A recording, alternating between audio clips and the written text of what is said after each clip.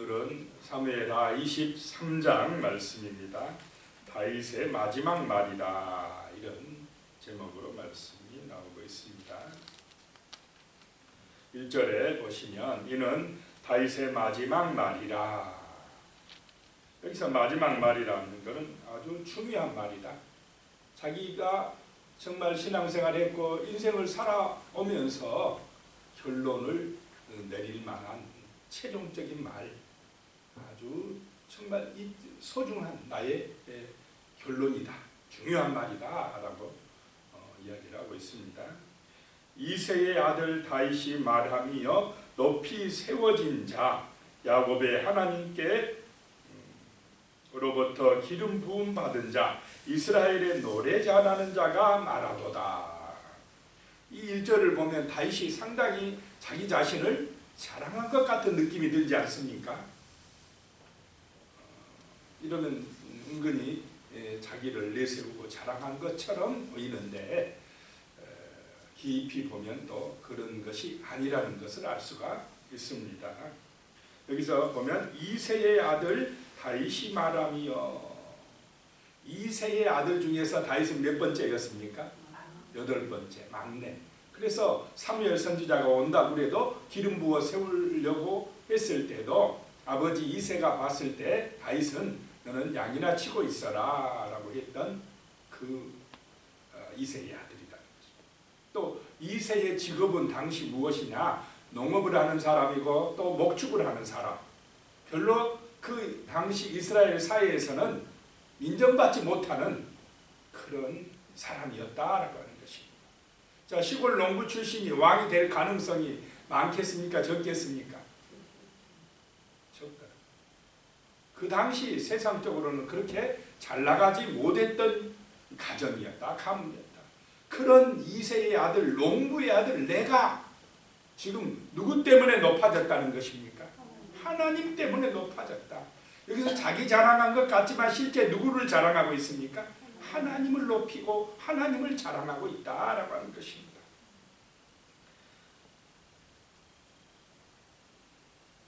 또 높이 세워진 자라고 말씀합니다.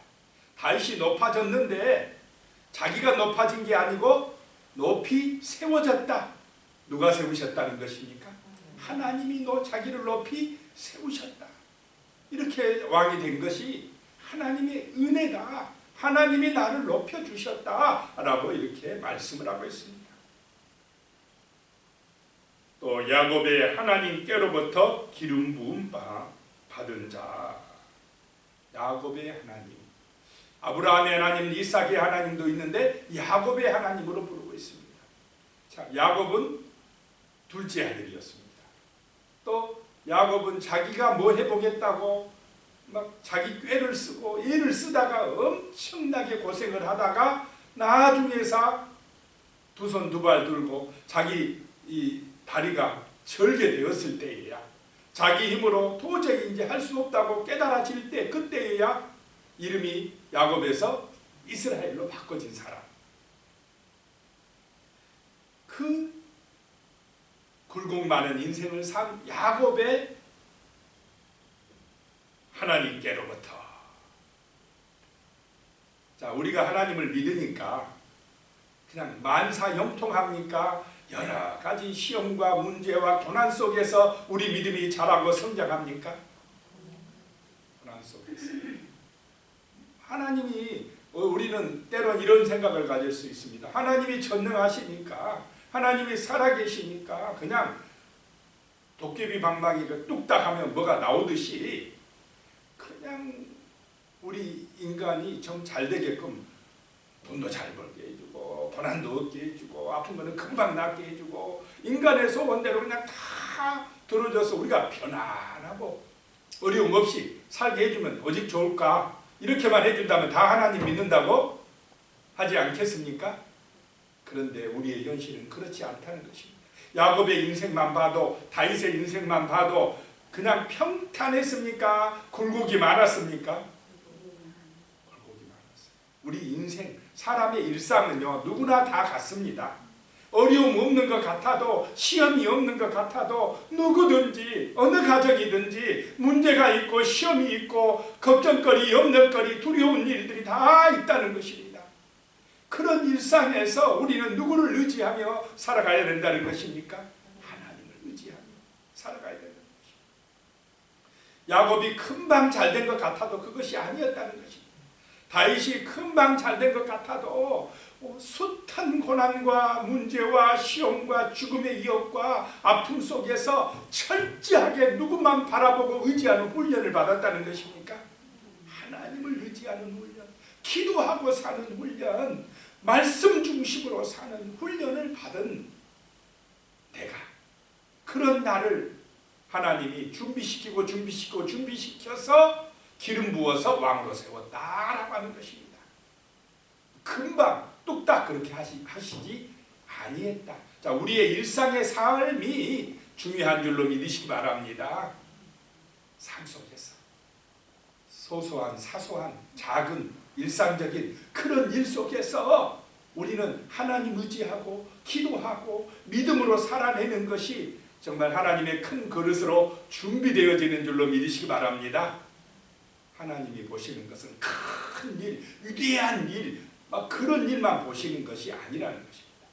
작은 일, 우리의 일상에서 최선을 다하는 삶, 믿음으로 사는 삶, 그것을 귀하게 여긴다라고 하는 것입니다. 이스라엘의 노래 잘하는 자가 말하노라.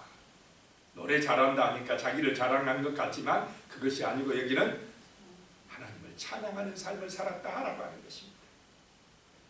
노래를 좀 못해도 음치여도 상관없습니다. 중요한 것은 중심을 다해서 하나님을 찬양하고 찬송하는 삶을 사는 사람이 노래 잘하는 사람이었다라고 하는 것입니다. 우리의 일상이 다윗과 같은 삶이 되시기를 축복합니다. 2절에 보면요, 여호와의 영이, 하나님의 영이 나를 통하여 말씀하시며 그의 말씀이 내 혀에 있도다. 늘 다윗은 기도하고 믿음으로 사니까 누가 함께 하신 것입니까?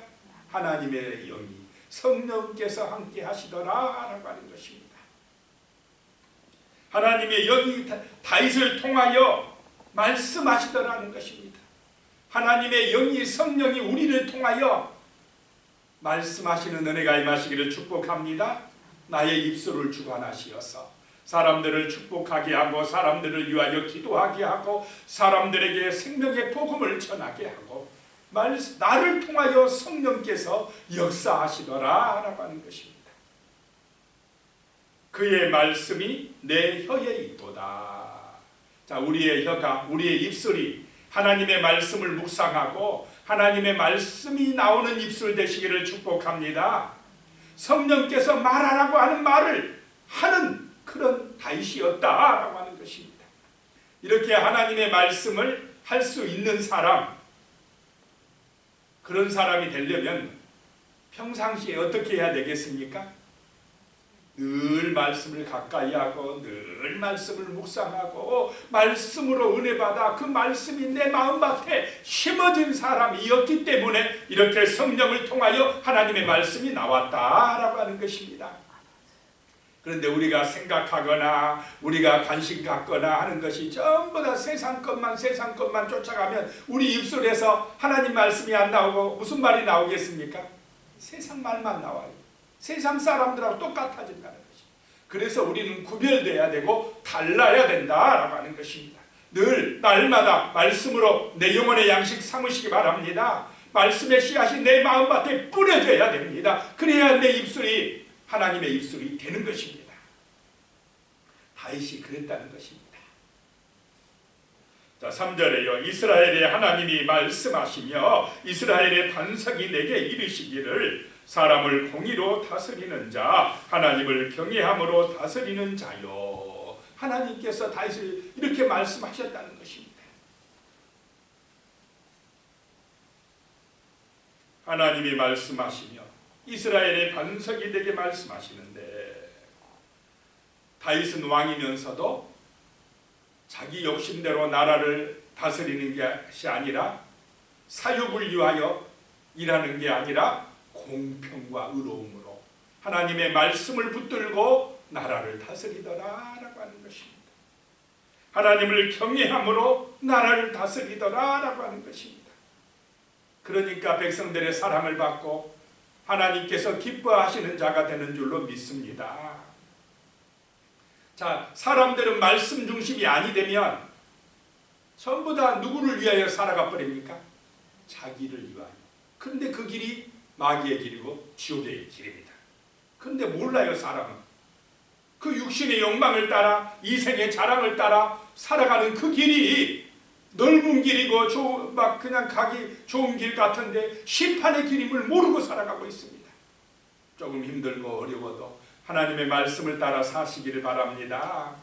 세상 사람들이 조롱하기도 하고 뭐 그렇게 산다고 뭐 되느냐고 이야기하기도 해도 그래도 힘들어도 어려워도 다윗은 하나님 말씀을 중심으로 경외함을 잃지 아니했다라고 하는 것입니다. 이것이 하나님의 마음에 들었다 하는 것입니다. 그래서 4절에요. 그는 돋는 해에 아침빛 같고 구름 없는 아침 같고 비 내린 후에 광선으로 땅에서 우미 돋는 새풀 같으니라 하시도다. 얼마나 신선합니까? 얼마나 따스합니까? 하나님을 경외하고 믿음으로 사는 다윗이 이런 것과 아침 햇살 얼마나 좋습니까? 비 내린 후에 무지개 쫙 뜨면서 광선이 내리쬐는 것 같다. 새로 돋아나는 풀 같다. 새싹 같다. 이런 은혜가 말씀 중심으로 하나님 중심으로 살아갈 때에 우리에게도 임하는 줄로 믿습니다. 5절에요. 내 집이 하나님 앞에 이같지 아니하냐. 하나님이 나와 더불어 영원한 언약을 세우사 만사에 구비하고 견고하게 하셨으니 나의 모든 구원과 나의 모든 소원을 어찌 이루지 아니하시랴. 하나님을 가까이 했더니 육신적으로 손해본 것 같았는데 힘든 길인 것 같았는데 결국은 가서 보니까 견고해지고 만사에 부족함이 없게 되고 모든 구원과 모든 소원이 이루어지더라 라고 하는 것입니다. 이런 은혜가 임하시기를 축복합니다. 그러나 6절에 사악한 자는 다 내버려질 가시나무 같으니 하나님 떠난 사람들은 자기 중심으로 가는 사람들은 잘 되는 것 같으나 가시나무 인생이다 라고 하는 것입니다. 이는 손으로 잡을 수 없습니다. 7절에 그것들을 만지는 자는 철과 창자루를 가져야 하리니 그것들이 당장에 불살리리로다 하니라. 끝이 좋아야 진짜인 줄로 믿으시기 바랍니다. 지금 막 세상적으로 좋다고 좋은 게 아니라는 거죠. 마지막 때에 가서 가라지처럼 풀무불에 집어넣어져서 불살라진다면 그 인생은 불행한 인생이고 지옥 인생이고 비참한 인생이고 정말 안 좋은 것입니다. 자, 우리는 이 땅을 살아갈 때에 때로는 고난을 통과해야 되고 광야의 여정을 통과해야 된 것 같지만은 기도하며 살며 말씀 중심으로 살며 예배드리며 살며 그것이 하나님께로부터 오는 성령의 은혜에 신령한 기쁨이 있으므로 찬송하며 살고 감사하며 살고 말씀의 증인으로 살아가시기를 축복합니다. 그리하면 마지막 때에 하나님의 나라에서 해와 같이 빛나게 해주실 줄로 믿습니다. 예수님이 가라지 비유에서 말씀합니다.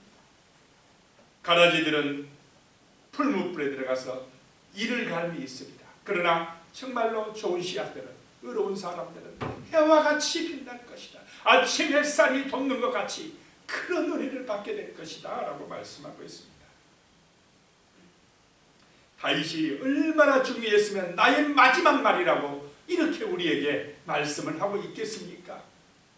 하나님의 은혜를 받은 사람이 승리하는 사람이고 정말 하나님을 경외하며 말씀을 묵상하며 믿음으로 살아가는 그것이 내가 높아지고 정말로 내가 능력이 있어지고 승리하는 길이다 라고 말씀을 하고 있습니다.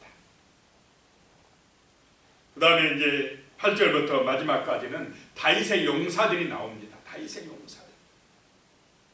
이 다윗의 용사들은 하나님의 나라, 다윗의 나라를 이루기 위해서 하나님의 목적을 이루기 위해서 정말 목숨 걸고 도운 그런 사람들입니다. 다윗을 도운 사람들, 그 용사들에 대해서 말씀합니다. 먼저 세 용사, 항상 다윗 옆에서 지키는 아주 굉장한 능력이 있는 세 용사가 나오는데요. 8절에 다윗의 용사들의 이름은 이러하니라.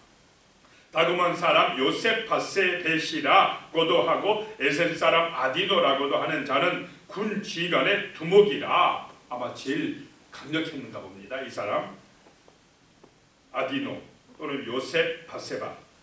그가 단번에 800명을 쳐 죽였더라. 한 번에 그냥 800명을 죽였다. 얼마나 강력합니까? 이 사람이 군 지휘관의 최고 두목이었다. 9절에 그 다음은 여호와 사람 도대의 아들 엘르아살이니 다윗과 함께한 세양 용사 중에 한 사람이라. 블레셋 사람들이 싸우려고 거기에 모임에 이스라엘 사람들이 물러간지라. 세 용사가 싸움을 도두고 블레셋 사람들이 오니까 이스라엘은 물러가도 이 세 용사가 딱 앞에 앞장섰다는 것입니다. 10절에 그가 이 엘르아살이 나가서 손이 피곤하여 그의 손이 칼에 붓기까지 블레셋 사람을 치니라. 그날에 여호와께서 크게 이기게 하셨으므로 백성들이 돌아와 그의 뒤를 따라가며 놀아갈 뿐이었더라. 하나님이 크게 이기게 하셨다. 정말로 이 믿음의 사람들이었다는 것입니다. 11절에 나오는 세 용사는 그 다음은 하랄 사람 아게의 아들 삼마라. 이 사람도 굉장한 능력이 있었다는 것이, 백성들이 도망가도 딱 버티고 서서 블레셋을 막았다는 것입니다. 그랬더니 여호와께서 큰 구원을 이루어 주셨다라고 하는 것입니다. 이 세 용사가 으뜸되는 용사였고, 또 13절에 보면은 또 30두목 중에 세 사람이 곡식 벨 때에 그 밑에 또 세 사람, 잘 싸운 사람이 있었다는 것입니다. 다윗은 항상 다윗 주변에 이 용사 약 30명 정도가 딱 살아가고 있었습니다. 나중에 좀 보충되고 또 죽기도 하고 그러지만은 이 부대 용사들이 다윗을 호위하고 있었다는 것입니다. 그 밑에 이제 30두목 중에 세 사람이 있었는데 14절에 그때에 다윗의 산성이 있고 그때에 블레셋 사람의 요새는 베들레헴에 있는지라. 블레셋과 전쟁하고 있는데 블레셋 군대가 베들레헴을 차지하고 있을 때에 15절에 다윗이 소원하여 이르되 베들레헴 성문 곁 우물물을 누가 내게 마시게 할까 하며, 아마 그 우물이 좋은 우물이었는가 봅니다. 아주 시원한 우물이었는지. 그런데 거기에 누가 진치고 있습니까? 블레셋 군대가 진치고 있으니까 다윗이 그 물을 먹고 싶은데 먹을 수가 없다고 이야기를 했는가 봅니다. 그랬더니 16절에 이 세 용사가 30명 중에 드는 세 용사가, 두 번째 세 용사가 블레셋 사람의 진영을 돌파하고 지나가서 베들레헴 성문 곁 우물물을 길어가지고 다윗에게로 왔으나 다윗이 마시기를 기뻐하지 아니하고 그 물을 여호와께 부어드리매. 먹고 싶다고 해가지고 세 용사가 목숨 걸고 가서 길러 왔어요. 그런데 막상 그 물을 보니까 먹지 못하고 누구에게 부어드렸습니까? 여호와께 부어드리고. 다윗이 하나님 중심입니까? 아닙니까? 좋은 것이 있으면 먼저 누구에게요? 하나님. 얼마나 그 물이 먹고 싶겠습니까? 그런데 먹지 않았다는 것입니다. 17절 이르되 여호와여 내가 나를 위하여 결단코 이런 일을 하지 아니하리라. 다윗은 자기 중심입니까? 하나님 중심입니까? 하나님 중심이라는 것입니다. 먹고 싶지만은 이는 목숨을 걸고 갔던 사람들의 피가 아니니까 하고 마시기를 즐겨하지 아니하니라. 세 용사가 이런 일을 행하였더라. 핏값이라는 것입니다. 이렇게 생명 걸고 갔다 온 이것을 내가 어떻게 먹겠느냐라고 하는 것입니다. 여기서도 다윗이 자기 부하들을 생명같이 사랑하는 것을 알 수가 있습니다. 그 다음에 이제 이 30명 중에 세 용사가 아비새고 분하야고, 그리고 쭉 이제 그 30명의 용사들의 이름을 쫙 기록을 해놓고 있습니다. 39절에 햇사람 우리야라 이상 총수가 37명이었다라 라고 말씀을 하고 있습니다. 기도드리겠습니다. 하나님 아버지, 참으로 우리의 마음속에 다윗의 그 깊은 신앙 말씀 묵상과 기도로 나오는 신앙 고백이 있게 하여 주시옵소서. 다윗이 정말로 마지막으로 말하는 말 속에 주여, 정말로 다윗이 높아진 것은 하나님의 은혜고 하나님의 놀라운 사랑이라고 고백을 하고 있습니다. 아버지 하나님, 우리의 마음속에도 철저하게 이런 믿음을 주시옵소서. 하나님의 말씀을 사랑하게 하시며 그 말씀을 묵상하게 하시며 그 말씀이 나의 삶의 가치가 되어지며 그 말씀을 붙들고 기도함으로 성령의 은혜로 충만하여져서 하나님을 경외하며 살아갈 수 있도록 도와주시옵소서. 그래서 우리의 삶이 돋는 해에 아침 빛 같게 하여 주시고 우미 돋는 새풀과 같은 그런 하나님을 기쁘시게 해드리는 믿음의 삶이 되게 하여 주시옵소서. 영원하신 하나님의 언약을 붙들고 만사에 구비하고 견고하게 되는 그런 은혜의 축복이 우리 성도님들의 가정과 삶 속에 자녀손들 위에 하나님의 교회들 위에 나타나게 복을 내려 주시옵소서. 예수님의 이름으로 기도드리옵나이다. 아멘.